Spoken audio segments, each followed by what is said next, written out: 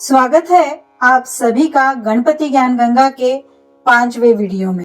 हिंदू संस्कृति के पवित्र एवं पूजनीय वृक्ष शमी और मदार, इसी को हम मंदार, आग, रुचकी इन नामों से भी संबोधते हैं। भगवान गणेशा से क्या संबंध है यह जानेंगे गणेश पुराण के क्रीड़ा कांड में वर्णित इस छोटी सी कहानी के माध्यम से। एक समय में मालवा में औरव नाम के एक ऐसे विद्वान ब्राह्मण हुआ करते थे जिनका तेज वेदों के ज्ञान से सूर्य के समान प्रदीप्त था एवं उन्हें देवताओं के समान शक्ति प्राप्त थी। बहुत दिनों के पश्चात उनकी पत्नी ने एक अत्यंत सुंदर पुत्री को जन्म दिया जिसका नाम शमी रखा गया। ऋषि शमी को बहुत ज्यादा स्नेह करते थे। जब वह 7 वर्ष की हुई तो उन्होंने शमी का विवाह धौम्य ऋषि के पुत्र मंदार के साथ किया। उस समय मंदार शौनक ऋषि के आश्रम में रहकर शिक्षा प्राप्त कर रहे थे, इसीलिए विवाह के पश्चात शमी को वहीं छोड़कर अपनी शिक्षा पूरी करने वे शौनक के आश्रम में चले गए। जब मंदार और शमी पूर्ण यौवन को प्राप्त कर चुके थे तब मंदार अपने ससुराल आए और शमी को विदा कराकर पुनः शौनक के आश्रम की ओर चल पड़े। रास्ते में एक महान तपस्वी ऋषि भृशुंडी का आश्रम पड़ता था जो गणपति के अनन्य भक्त थे।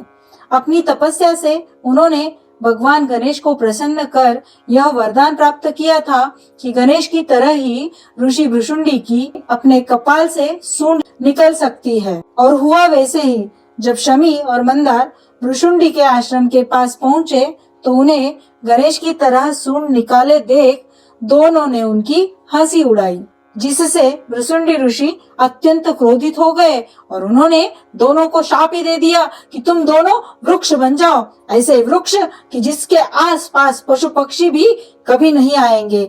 और हुआ ऐसा ही। मंदार ऐसे वृक्ष बन गए जिसकी पत्तियां कोई पशु नहीं खाता और शमी ऐसा वृक्ष बन गया जो कांटों से युक्त था, जिसके कारण कोई पंछी उस पर नहीं बैठ सकते थे।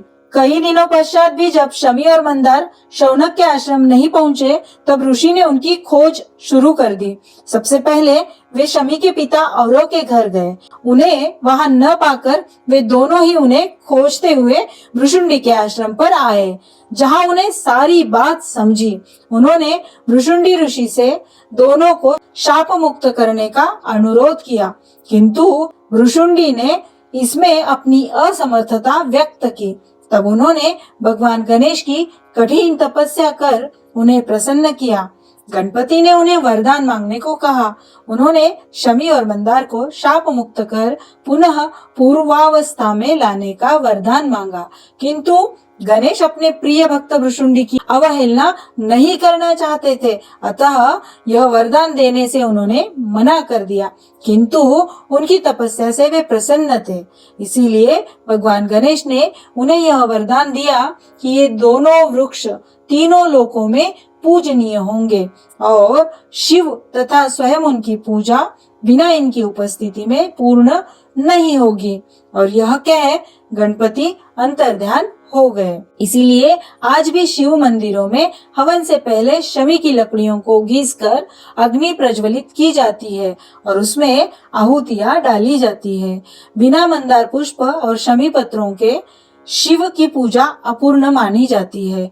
शमी वृक्ष का प्रसंग महाभारत में भी आता है। जब पांडवों ने 12 वर्ष के वनवास के बाद 1 वर्ष का अज्ञातवास प्रारंभ किया तो उन्होंने अपने भेष और नाम बदले। तभी अपने अपने अस्त्र और शस्त्र विराट नगर के बाहर स्मशान में एक बड़े से शमी वृक्ष के अंदर छिपा दिए थे। शमी वृक्ष का वैज्ञानिक नाम मिमोसा सिनेरारिया एवं प्रोसोपिस सिनेरारिया है। सतयुग में भगवान श्री राम द्वारा भी अश्विन माह की दशमी अर्थात दशहरे के दिन शमी के वृक्ष के पूजन पश्चात ही लंका पर विजय प्राप्त कर ली थी। शमी को अपने मूल्यों के कारण खेजड़ी के वृक्ष के नाम से राजस्थान में राजकीय स्थान भी प्राप्त है। सफेद मदार अर्थात सफेद आग के पेड़ की जड़ें 21 वर्षों के बाद श्री गणेश जी का स्वरूप लेती है। कल जानेंगे गणेश के 8 अवतारों के बारे में। जय श्री कृष्ण।